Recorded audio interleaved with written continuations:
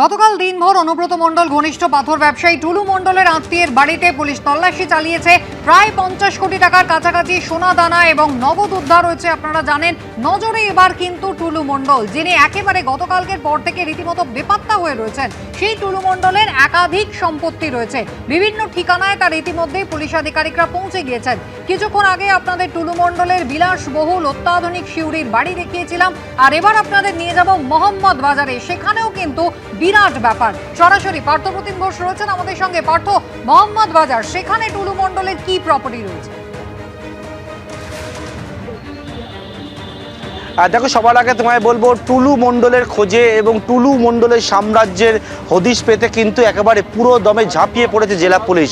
এবং টুলু মণ্ডলের যে বাড়ি, একাধিক যে বাড়ি রয়েছে, সেই বাড়িতে পুলিশের দল হানা দিয়েছে। তার মধ্যে দেউচা এলাকাতে একটা বাড়ি থেকে শুরু করে যে বিলাসবহুল বাড়ি দেখিয়েছিলাম সুভাষ পল্লী, সেই জায়গায় সেই বাড়িতেও কিন্তু ইতিমধ্যে পুলিশের দল তার হানা দিয়েছে। দুটো কাগজ আমার হাতে রয়েছে, সেই কাগজ সম্পর্কিত বিষয় অবশ্যই তোমায় বলবো। তার আগে একটা ছবি দেখাবো। মূলত এইটা হচ্ছে টুলু মণ্ডলের যে সাম্রাজ্য তৈরির মূল যে আস্থানা, সেই আস্থানা হচ্ছে এইটা কি এখানেও কিন্তু পুলিশের দল ইতিমধ্যে এসে পৌঁছেছে। পুলিশ এখানে হানা দিয়েছে। সরাসরি সেই ছবি তোমরা দেখতে পাচ্ছ, যেখানে যে একটা দেখতে পাচ্ছ পরপর পুলিশের গাড়ি দাঁড়িয়ে রয়েছে এবং এখানে পরপর যে ট্রাক দাঁড়িয়ে রয়েছে এবং এখানে যে ট্রাক দাঁড়িয়ে সোজা পুলিশের টিম দাঁড়িয়ে রয়েছে দেখতে পাচ্ছ। সেখানে হচ্ছে পুলিশের টিম গেছে। ওই যে অফিস ঘর রয়েছে, ওই অফিস ঘরে হচ্ছে পুলিশের টিম হানা দিয়েছে। বর্তমানে মূলত অভিযোগ অনেকগুলো রয়েছে, অনেকগুলো তথ্য পুলিশের কাছে উঠে এসছে, সেই তথ্যের উপর ভিত্তি করে এখানে হানা।